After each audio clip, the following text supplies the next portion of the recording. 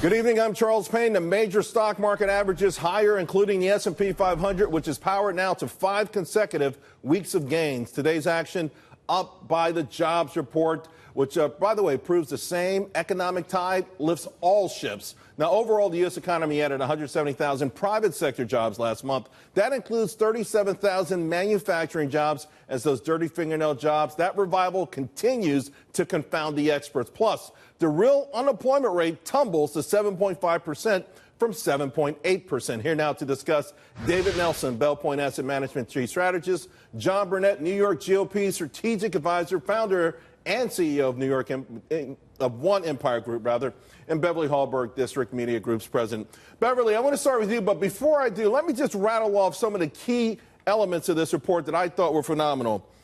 Labor force participation by black Americans went up 131,000, 95,000 net new jobs. Hispanic participation up 126,000, 146,000 net new jobs. Women, 114,000 women came back to the labor force, 138,000 got jobs. High school, look at this for high school folks. 484,000 came back into the labor force, 507,000 got jobs. The point here, of course, Beverly, is that the same economic tide is lifting all the boats in this country.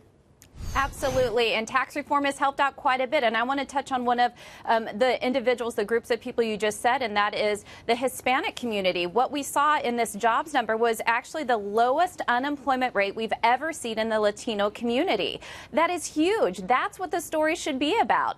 So we're seeing people get back to work. And even beyond that, another side of this jobs report that we should point out is that the revisions were included in this. So you saw actually 59,000 more jobs added in May and June. So the average of the past 3 months, here it is, 224,000 added each month in the past 3 months. This means we have a strong economy. This means we have a steady economy. This is good for the administration. Yeah, David, the headline number is 157. That included a decline in state and government jobs, particularly state. There's a quirk there that involves teachers who weren't hired.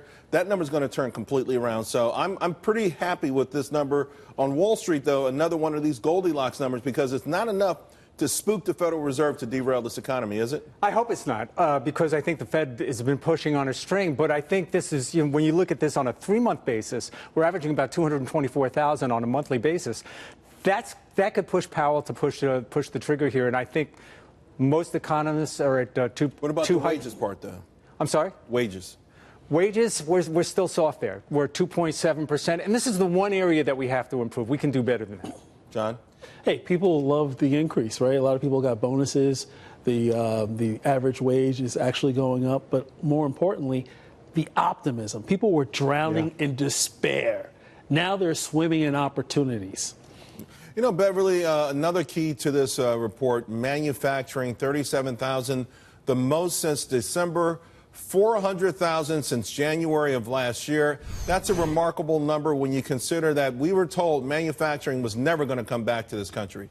And that's extremely important because when we look at our country and moving towards more innovation and technology, we want to make sure that people who have more of these shovel-ready jobs, these more low-skilled, what we would call jobs, we want to make sure that they can go back to work. And even wages, which you just mentioned, while they have remained stagnant, I do think as more and more people go back to work, you're going to see companies that are going to have to compete for employees. And of course, when they compete, they have to do that through raising wages. So that's how you get wages up. What I am going to be looking for is how does the potential trade war looming between the United States and China move this forward? I'm encouraged that the United States said they did talk to China today because a tit-for-tat tariff war that could lead to a trade war does nothing to help the economy. So I'm hoping we can fix that aspect. Although it hasn't derailed the economy or the jobs market, despite all the hype. I think it could be better. I think it could be better. It can always be better. It's certainly not showing up in the numbers yet. And I think that 60,000 that she just talked about, 60 billion, that shows that they have a math problem. They certainly can't match us dollar for dollar. You know, they import 130 billion from this country, and they're sending back to us about 350 to 500. You know, the media coverage on this has been disingenuous. The biggest news today on the China tariff war, so-called war, came early this morning, and it was reflected in the Dow Jones Industrial Average before the market opened, when China, the People's Bank of China, took measures to stop the fall of the yuan. We know it's come down a lot. A lot of people think it's deliberate to slow down offset the tariffs, but they have to print money because they have such terrible debt. They're actually giving banks money, cash and saying, buy bad debt with this. The banks don't want to, but they're doing it. They're setting themselves up for something cataclysmic. Absolutely. I think they'll eventually come around. They can't take on a long-standing tariff battle with the United States. In the meantime, let's celebrate America, because you know what? This woulda, coulda, might stuff. I feel bad for investors who've been watching financial TV the last 4 months. They've missed an amazing move in the market, and they're missing out on something great in this economy. There are a lot of haters out there, but you know what? Whoever doesn't like the jobs numbers and everything that's going on, they're grabbing at straws. Oops, I'm sorry.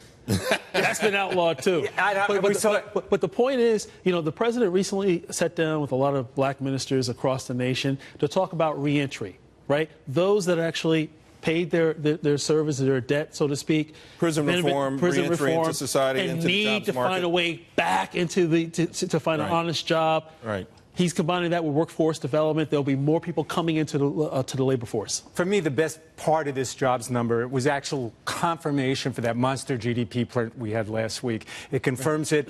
You know, the Democratic response today from Tom Perez, I don't even understand it. He actually said Americans are losing jobs on the heels of a 3.9% unemployment rate. They're going to need a different rhetoric. Yeah, they are. And, you know, Beverly, another component to this report that I found to be very uplifting. People have been working part-time for economic reasons because they had no other choice. That number went down by 176,000. We're also seeing temp jobs go up. We know that these temp workers, most of them can become full-time workers soon. So the transition, the pipeline looks robust right now. Absolutely, and this is why when you give businesses tax cuts back, when they can keep more of their money, they have more money to hire people. I even think as we're seeing some of the Obamacare provisions being gutted, this means that you do have employers that want to hire people full time. So even though the Democratic narrative is always, well, when government isn't in control, the rich people just want to hide their money under the mattress, obviously that's not what's going on, and it's helping people regardless of their racial or ethnic background. Absolutely. So I think as we look at these job numbers, obviously it's good for the administration, but it's also good for those who believe in the free market as a way to actually, as you were saying earlier, help everyone lift themselves out of poverty. Yeah, and now, John, you know, from a political angle, I really hope the White House seizes on this. Now, President Trump talks about this a lot, but I wish they would really articulate the numbers. For instance, the Hispanic part. Last month, with Hispanics, you had 146,000 come into the job market and get jobs. Right. The month before that, 250,000. There are a lot of ways to get an unemployment number down that are artificial when people leave the job market. This is the right thing. This is more organic. Hispanics are coming into the job market, and every single one of them, net, are finding a job. You know, and the thing is, it's being reflected in the poll numbers, right? Several polls have come out to show that President Trump's numbers among Hispanics is actually rising.